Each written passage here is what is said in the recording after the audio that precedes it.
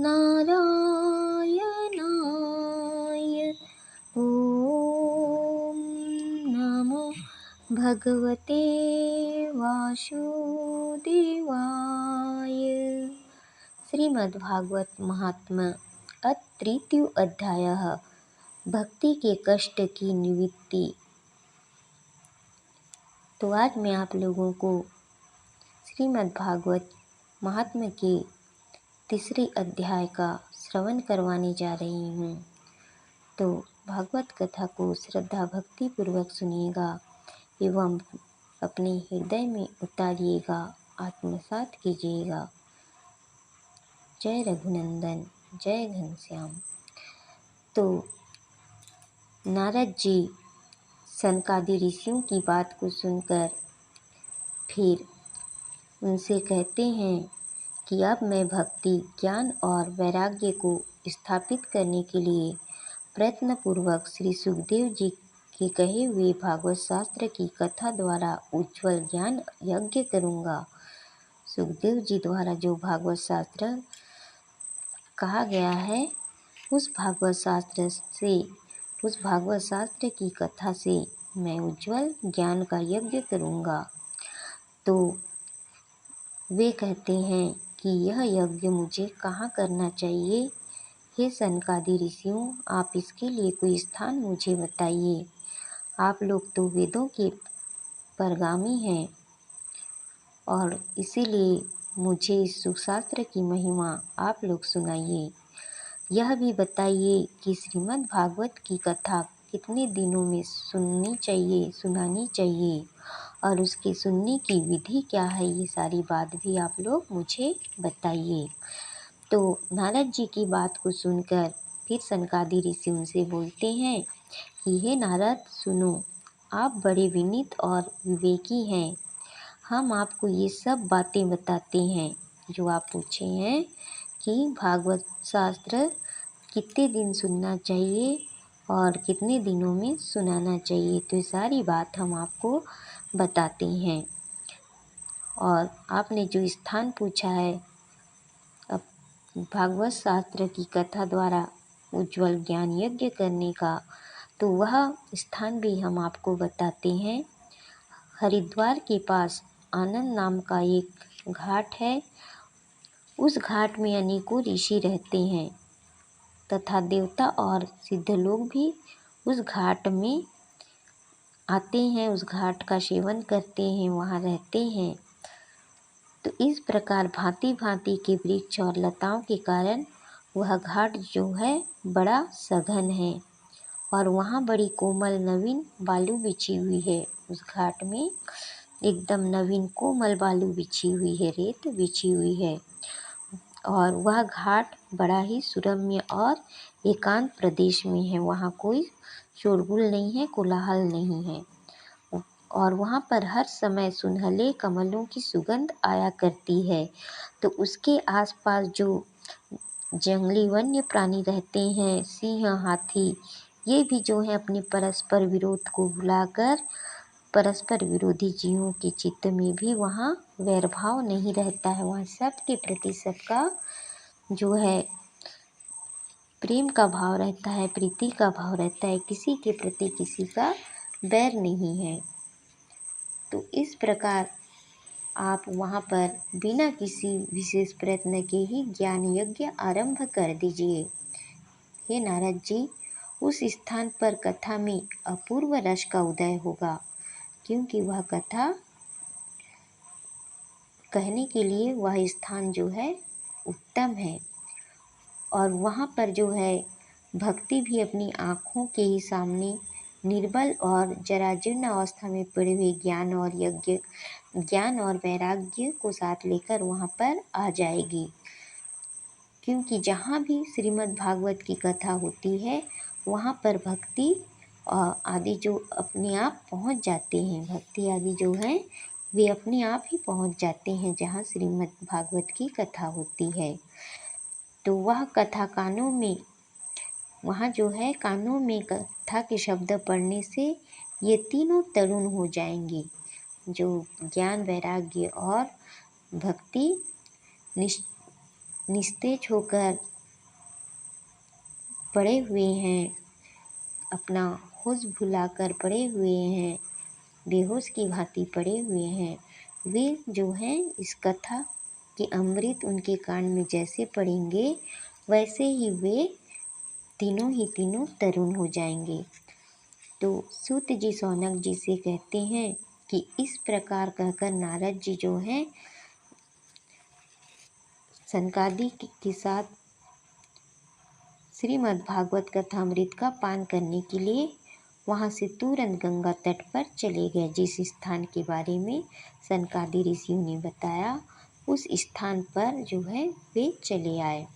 तो जिस समय वे तट पर पहुँचे, भूलोक, देवलोक और ब्रह्मलोक सभी जगह इस कथा का हल्ला हो गया कि पृथ्वी पर उस स्थान में अब भागवत शास्त्र की कथा होनी है। तो जो भागवत कथा के रसिक थे, भागवत कथा के प्रेमी थे, वे विष्णु भक्त जो है सभी श्रीमद् भागवत कथा अमृत का रसपान करने के लिए सबसे आगे दौड़ कर आने लगे। किसी को बुलाने की जरूरत नहीं पड़ी। जैसे ही सबके कानों में गया कि पृथ्वी में अमुक जगह पे श्रीमद् भागवत कथा होने वाला है, तो सब दौड़ कर चले आए। तो जो भगवत कथा के रसिक विष्णु भक्त थे, वे सभी जो है वह श्रीमद् भागवत कथा अमृत का पान करने के लिए सबसे आगे दौड़ कर आने लगे। भृगु, वशिष्ठ, च्यवन, गौतम, मेधातिथि, देवल, देवरात, परशुराम, विश्वामित्र, शाकल, मार्कंडेय, दत्तात्रेय, पिपलाद, योगेश्वर, व्यास और पराशर, छायाशुक, जांजलि और जहू ये आदि सभी प्रधान जो मुनिगण अपने अपने पुत्र, शिष्य और स्त्रियों समेत बड़े प्रेम से वहाँ आ गए जहाँ भगवत कथा हो रही थी। तो जितने भी मुनिगण थे, योगीगण थे, सभी भागवत कथा सुनने आ गए। तो इनके सिवा वेद, वेदांत और उपनिषद, मंत्र, तंत्र, शस्त्र, पुराण और 6 शास्त्र भी जो है देह धारण करके मूर्तिमान होकर वहाँ उपस्थित हो गए श्रीमद् भागवत की कथा सुनने के लिए। जहाँ पर भृगु, वशिष्ठ, च्यवन, गौतम, मेधातिथि, देवल, देवरात, परशुराम, विश्वामित्र, शाकल, मार्कंडेय, दत्तात्रेय, पिपलाद, योगेश्वर, व्यास और पराशर, छायाशुक, जांजलि और जान्हू आदि जो सभी प्रधान मुनिगण पहुँचे थे, वहाँ पर वे भी पहुँच गए। तो गंगा आदि नदियाँ जो है, पुष्कर आदि सरोवर, गंगा आदि नदियाँ, पुष्कर आदि सरोवर, कुरुक्षेत्र आदि जो समस्त क्षेत्र है, कुरुक्षेत्र आदि जो समस्त क्षेत्र है जहाँ जो है कौरव पांडवों का युद्ध हुआ था, सारी दिशाएं, दंडक आदि जितने भी वन, हिमालय आदि पर्वत तथा देव, गंधर्व और दानव आदि सभी कथा सुनने के लिए उस स्थान में चले आए जहाँ कथा होनी है। तो जो लोग अपने गौरव के कारण नहीं आए, महर्षि भृगु जो है उनको समझा बुझा कर ले आए। तो उसके बाद कथा सुनाने के लिए जो है दीक्षित होकर श्री कृष्ण परायण सनकादि नारद जी के दिए हुए श्रेष्ठ आसन पर विराजमान हुए। कथा सुनाने के लिए जो है दीक्षित होकर श्री कृष्ण परायण सनकादि नारद जी की आज्ञा पाकर नारद जी के दिए हुए श्रेष्ठ आसन पर विराजमान हुए। तो उस समय सभी श्रोताओं ने उनकी वंदना की। जितने भी वहाँ श्रोतागण उपस्थित थे, सभी श्रोताओं ने सनकादि ऋषियों की उस समय वंदना की। तो श्रोताओं में वैष्णव थे, विरक्त, सन्यासी और ब्रह्मचारी लोग आगे बैठे।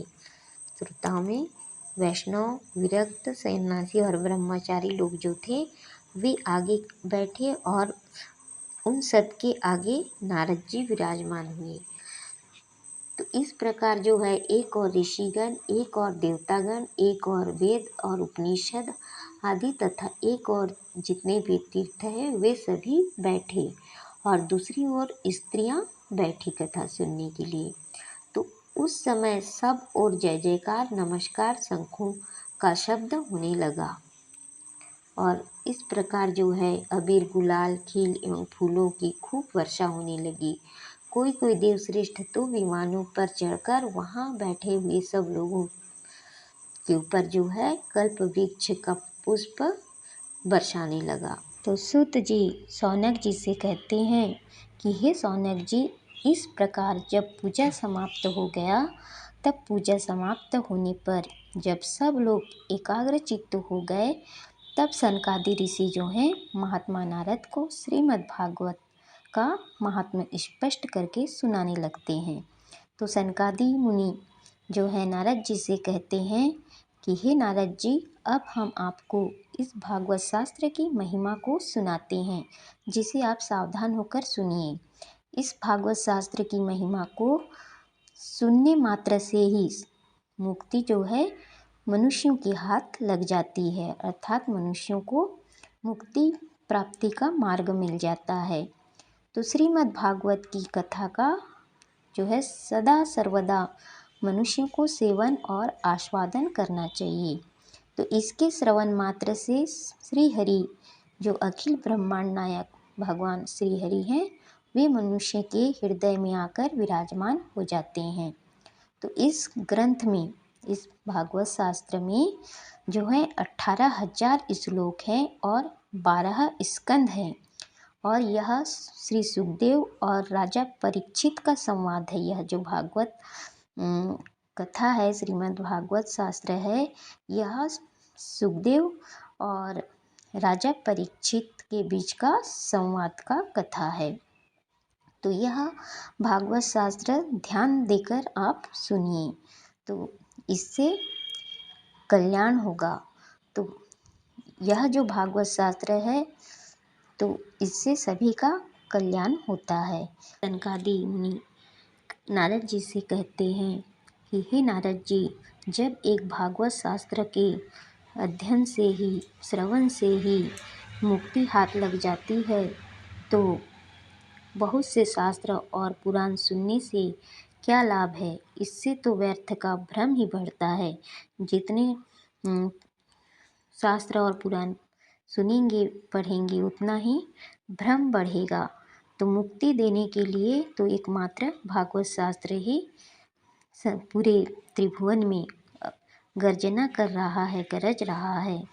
तो जिस घर में नित्य प्रति श्रीमद् भागवत की कथा होती है, हे नारद जी, वह घर तीर्थ रूप हो जाता है और उस घर में जो लोग रहते हैं वे जो हैं सभी पुण्यात्मा हो जाते हैं। उनके सभी प्रकार के सारे पाप नष्ट हो जाते हैं और हजारों अश्वमेध और सैकड़ों वाजपेयी यज्ञ इस सुशास्त्र की कथा का 16वां अंश भी नहीं हो सकते। तो इस प्रकार हे तपोधन, जब तक लोग अच्छी तरह श्रीमद् भागवत का श्रवण नहीं करते, तभी तक उनके शरीर में पाप निवास करता है। श्रीमद् भागवत का श्रवण करने मात्र से ही मनुष्य के शरीर का जो पाप है वह नष्ट हो जाता है, शरीर छोड़कर भाग जाता है। तो फल की दृष्टि से यदि देखा जाए तो इस सुशास्त्र कथा की सम्मतता जो है गंगा, गया, काशी, पुष्कर या प्रयाग कोई तीर्थ भी नहीं कर सकता। मतलब यह जो भागवत शास्त्र है सबसे बढ़कर है, सर्वोपरि है। तो यदि आपको परम गति की इच्छा है तो अपने मुख से ही श्रीमद् भागवत के आधे अथवा चौथाई श्लोक का भी नित्य नियम पूर्वक यदि पाठ करेंगे तो आपको परम गति मिल जाएगी। ओंकार, गायत्री, पुरुष सूक्त, तीनों वेद, श्रीमद् भागवत, ओम नमो भगवते वासुदेवाय, यह 12 अक्षर मंत्र 12 मूर्तियों वाले सूर्य भगवान, प्रयाग, संवत्सर रूप, काल, ब्राह्मण, अग्निहोत्र, गौ, द्वादशी तिथि, तुलसी, वसंत ऋतु और भगवान पुरुषोत्तम, इन सब में बुद्धिमान लोग वस्तुतः कोई अंतर नहीं मानते, इन सबको समान ही मानते हैं। तो जो पुरुष अहर्निश अर्थ सहित श्रीमद् भागवत शास्त्र का पाठ करता है उसके करोड़ों जन्मों का पाप जो है नष्ट हो जाता है। हे नारद जी, इसमें तनिक भी संदेह नहीं है। तो जो पुरुष नित्य प्रति श्रीमद् भागवत का आधा या चौथाई श्लोक भी पढ़ता है उसे राजसूय और अश्वमेध यज्ञों का फल मिलता है। नित्य भागवत कथा का पाठ करना, भगवान का चिंतन करना, तुलसी को सींचना और गौ की सेवा करना, गौ माता की सेवा करना, ये जो है ये चारों ही समान माना जाता है। तो हे नारद जी, जो पुरुष अंत समय में श्रीमद् भागवत का वाक्य सुन लेता है उस पर प्रसन्न होकर भगवान विष्णु जो है उसे अपना वैकुंठ धाम दे देते हैं। तो जो पुरुष इसे सोने के सिंहासन पर रखकर विष्णु भक्त को दान करता है वह अवश्य ही भगवान का सायुज्य प्राप्त करता है। तो इस प्रकार सनकादि मुनि आगे नारद जी से कहते हैं कि जिस दुष्ट ने अपनी सारी आयु में चित्त को एकाग्र करके श्रीमद् भागवत अमृत का थोड़ा सा भी रसपान नहीं किया है, रसवादन नहीं किया है, उसने तो अपना सारा जन्म चांडाल की गधे के समान व्यर्थ ही गंवा दिया है। उसके जन्म का कोई मूल्य नहीं रहा। 4 खानी 84 लाख योनि में भटकने के बाद मुक्ति का द्वार जो मनुष्य का शरीर भगवान की परम कृपा से उसको प्राप्त हुआ था वह जन्म वह व्यर्थ ही गंवा दिया। तो वह तो अपनी माता को प्रसव पीड़ा पहुंचाने के लिए ही उत्पन्न हुआ है इस संसार में। वह केवल अपनी माता को प्रसव पीड़ा देने के लिए ही पैदा हुआ है। हे नारद जी, जिसने सुख शास्त्र के थोड़े से भी वचन नहीं सुने वह पात्मा तो जीता हुआ भी ही मुर्दे के समान है। जो इस भागवत शास्त्र का, इस सुख शास्त्र का थोड़ा सा भी वचन नहीं सुना है वह पापी आत्मा जीते हुए भी मुर्दे के समान है। उसके जीवन का, उसके जीने का कोई जो है फल नहीं है और वह पृथ्वी के भार स्वरूप ही है। पृथ्वी में, धरती में वह धरती का बोझ बनकर ही है। उस पशु तुल्य मनुष्य को धिक्कार है जो इस प्रकार का मनुष्य है, जो भागवत शास्त्र नहीं सुनता है, नहीं सुना है, उस मनुष्य को धिक्कार है। यूँ तो स्वर्गलोक में देवताओं में प्रधान इंद्र आदि भी कहा करते हैं कि संसार में श्रीमद् भागवत की कथा का मिलना अवश्य ही कठिन है। जब करोड़ों जन्मों का पुण्य संचय होता है तभी इस भागवत शास्त्र की प्राप्ति होती है, इसे सुनने मिलता है। जब भगवान की परम कृपा होती है तभी जो है यह भागवत की कथा मनुष्य को श्रवण करने मिलता है। यूं ही नहीं मिलता, यह पैसे से भी खरीदने नहीं मिलता। पैसे से तो केवल सांसारिक सुख ही मनुष्य खरीद सकता है, आध्यात्मिक सुख पैसे से नहीं खरीदा जा सकता क्योंकि वे अमूल्य होते हैं, उन्हें पैसे से नहीं खरीद सकते। तो हे नारद जी, सनकादि कहते हैं कि हे नारद जी, आप बड़े ही बुद्धिमान हैं और योग निधि हैं। आप प्रयत्नपूर्वक कथा का श्रवण कीजिए। इसे सुनने के लिए दिनों का कोई नियम नहीं है। इसे तो कभी भी सुन सकते हैं और कभी भी सुनना अच्छा है। इसे सदा सर्वदा सुना जा सकता है। तो इसे सत्य भाषण और ब्रह्मचर्य व्रत का पालन करके सर्वदा ही सुनना श्रेष्ठ माना गया है। किंतु कलयुग में ऐसा करना कठिन है, इसीलिए इसकी सुखदेव जी ने जो विशेष विधि बताई है वह भी हमें सबको जान लेनी चाहिए कि सुखदेव जी ने भागवत शास्त्र श्रवण करने का, पाठ करने का कौन सी विधि बताई है। तो कलयुग में बहुत दिनों तक चित्त की वृत्तियों को वश में रखना जो है, नियमों में बंधा रहना और किसी पुण्य कार्य के लिए दीक्षित रहना कठिन है। तो इसलिए सप्ताह श्रवण की विधि जो है सुखदेव जी ने बनाई है और बताई है। तो श्रद्धापूर्वक कभी भी श्रीमद् भागवत का श्रवण करने से अथवा माघ मास में श्रवण करने से जो फल होता है वही फल श्री सुखदेव जी ने सप्ताह श्रवण में निर्धारित किया है। तो मन में असंयम, रोगों की बहुलता और आयु की अल्पता के कारण तथा कलयुग में अनेकों दोषों की संभावना से ही सप्ताह श्रवण का विधान किया गया है, क्योंकि कलयुग में मनुष्य हमेशा स्वस्थ नहीं रह पाता है, उसे कई रोग घेर लेते हैं। तो इसीलिए और मनुष्य की आयु भी जो है छोटी हो गई है कलयुग में, इसीलिए इन सब बातों को ध्यान में रखकर सप्ताह श्रवण का विधान जो है श्री सुखदेव जी द्वारा किया गया है।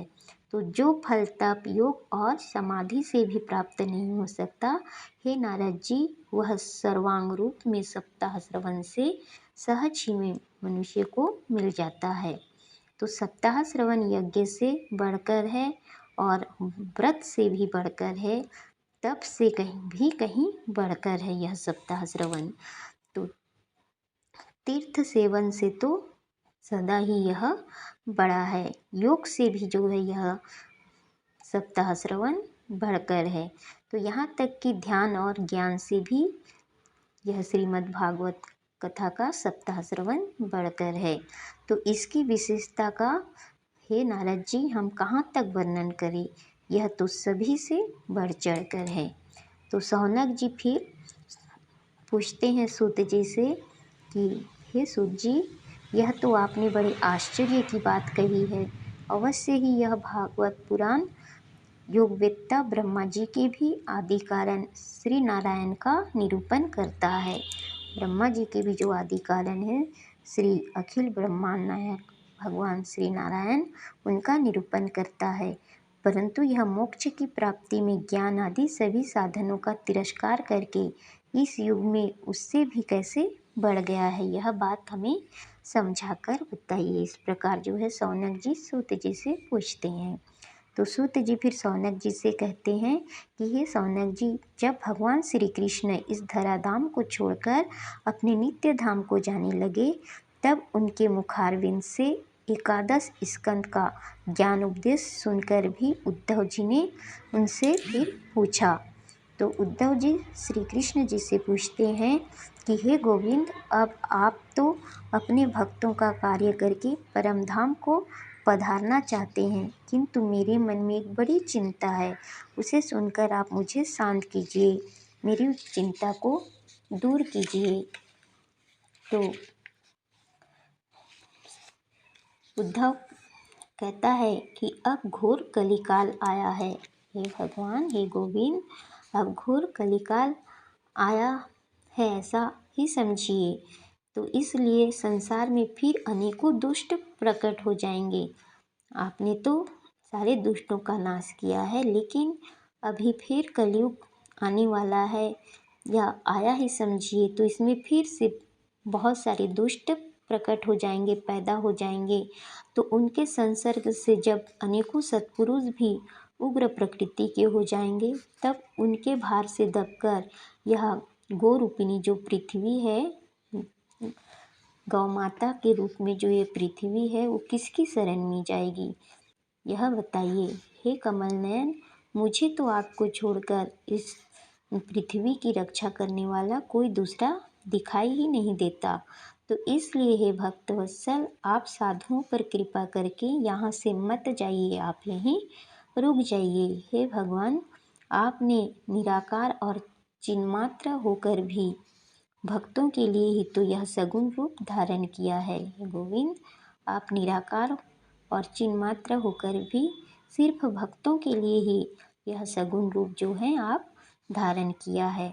फिर भला आपका वियोग होने पर वे भक्त जन पृथ्वी पर कैसे रह सकेंगे। इसलिए हे निर्गुण उपासना में तो बड़ा कष्ट है। हे गोविंद, निर्गुण की आपके निर्गुण रूप की उपासना करना तो बहुत ही कष्टप्रद है, इसलिए कुछ और आप विचार कीजिए। तो प्रभास क्षेत्र में उद्धव जी के ये वचन को सुनकर भगवान श्री कृष्ण जो है फिर सोचने लगे कि भक्तों के अवलंब के लिए मुझे क्या व्यवस्था करनी चाहिए। तो हे शौनक जी, तब भगवान ने अपनी सारी शक्ति भागवत में रख दी और वे अंतर ध्यान होकर इस भागवत समुद्र में प्रवेश कर गए। तो इसीलिए यह भगवान की साक्षात शब्दमयी मूर्ति है। इसीलिए इस भागवत शास्त्र को भगवान की साक्षात शब्दमयी मूर्ति माना जाता है। तो इसके सेवन, श्रवण, पाठ अथवा दर्शन से ही मनुष्य के सारे पाप नष्ट हो जाते हैं। तो इसी से इसका सप्ताह श्रवण सबसे बढ़कर माना गया है। और कलयुग में तो अन्य सब साधनों को छोड़कर यही जो है प्रधान धर्म बताया गया है कि भागवत शास्त्र का श्रवण करें, पाठ करें। तो कलिकाल में यही ऐसा धर्म है जो दुख, दरिद्रता, दुर्भाग्य और पापों की सफाई कर देता है तथा मनुष्य में जो काम, क्रोध आदि शत्रु हैं उन शत्रुओं पर यह विजय दिलाता है। जो मनुष्य की शत्रु है काम, क्रोध, इस पर जो है इन पर यह भागवत शास्त्र जो है विजय दिलाता है। इन सबको मनुष्य जीत सकता है। अन्यथा भगवान की इस माया से पीछा छुड़ाना देवताओं के लिए भी मुश्किल है। भगवान की माया जो है बहुत ही प्रबल होती है।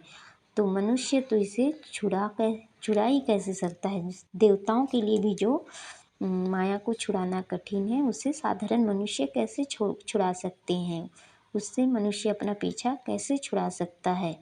अतः इस माया से छूटने के लिए जो है सप्ताह श्रवण का विधान किया गया है। सप्ताह श्रवण विधान से यदि भागवत शास्त्र का श्रवण किया जाए तो मनुष्य माया से पीछा छुड़ा सकता है। तो सूत जी कहते हैं कि हे शौनक जी, जिस समय सनकादि मुनीश्वर इस प्रकार सप्ताह श्रवण की महिमा का बखान कर रहे थे, उस सभा में एक बड़ा आश्चर्य हुआ। उसे मैं तुम्हें बतलाता हूँ, उसे तुम ध्यानपूर्वक सुनो। वहाँ तरुणावस्था को प्राप्त हुए अपने दोनों पुत्रों को साथ लेकर विशुद्ध प्रेम रूपा जो भक्ति है, बार बार श्री कृष्ण गोविंद हरे मुरारे, हे नाथ नारायण वासुदेवाय आदि भगवान नामों का उच्चारण करती हुई अकस्मात वहाँ प्रकट हो गई। तो सभी सदस्यों ने देखा कि परम सुंदरी भक्ति रानी जो है भागवत के अर्थों का आभूषण पहने वहाँ पधारी हैं। तो मुनियों की उस सभा में सभी यह तर्क वितर्क करने लगे कि ये यहाँ कैसे आई, कैसे प्रविष्ट हुई। तब सनकादि ऋषि जो हैं बोले कि हे, ये भक्ति देवी है और अभी अभी कथा के अर्थ से ये निकली हैं। उनके ये वचन सुनकर फिर भक्ति ने अपने पुत्रों समेत अत्यंत विनम्र होकर सनत कुमार जी से कहा। तो भक्ति सनत कुमार जी से कहती हैं कि हे सनत कुमार जी, मैं कलयुग में नष्ट प्राय हो गई थी। आपने कथामृत से सींचकर मुझे फिर से पुष्ट कर दिया है। अब आप यह बताइए कि मैं कहाँ रहूँ। तो यह सुनकर सनकादि ने भक्ति रानी से कहा कि तुम भक्तों को भगवान का स्वरूप प्रदान करने वाली हो। हे भक्ति देवी, तुम भगवान के भक्तों को भगवान का स्वरूप प्रदान करने वाली हो, अनन्य प्रेम का संपादन करने वाली हो और संसार रोग को निर्मूल करने वाली हो, संसार रूपी रोग का नाश करने वाली हो। अतः तुम धैर्य धारण करके नित्य निरंतर विष्णु भक्तों के हृदय में ही निवास करो। ये कलयुग के दोष भले ही सारे संसार पर अपना प्रभाव डाले, किंतु वहाँ तुम पर इनकी दृष्टि भी नहीं पड़ सकेगी। तो इस प्रकार जो है उनकी आज्ञा पाते ही भक्ति तुरंत भगवत भक्तों के हृदय में जाकर विराजमान हो गई। तो जिनके हृदय में एकमात्र श्रीहरि की भक्ति निवास करती है, वे त्रिलोकी में अत्यंत निर्धन होने पर भी परम धनवान हैं, परम धन्य हैं। क्योंकि इस भक्ति की डोरी से बंधकर तो साक्षात भगवान भी अपना परम धाम छोड़कर उनके हृदय में आकर बस जाते हैं, भक्तों के हृदय में आकर बस जाते हैं। जिस भक्त के हृदय में भक्ति बसती है, तो भूलोक में यह भागवत साक्षात परब्रह्म का विग्रह है। इस पृथ्वी में यह जो भागवत है वो साक्षात परब्रह्म भगवान श्री हरि का ही विग्रह है। तो हम इसकी महिमा कहाँ तक वर्णन करें। इसका आश्रय लेकर इसे सुनाने से तो सुनने और सुनाने वाले दोनों को ही भगवान श्री कृष्ण की समता प्राप्त हो जाती है। अतः हमें इसे छोड़कर और अन्य धर्मों से क्या प्रयोजन है। हे नारद जी, हमें तो सिर्फ इसी भागवत शास्त्र से ही प्रयोजन है। तो इति श्री पद्म पुराणे उत्तराखंडे श्रीमद्भागवत महात्म्ये भक्ति कष्ट निवर्तनम नाम तृतीयो अध्यायः। ओम नमो नारायणाय। ओम नमो भगवते वासुदेवाय।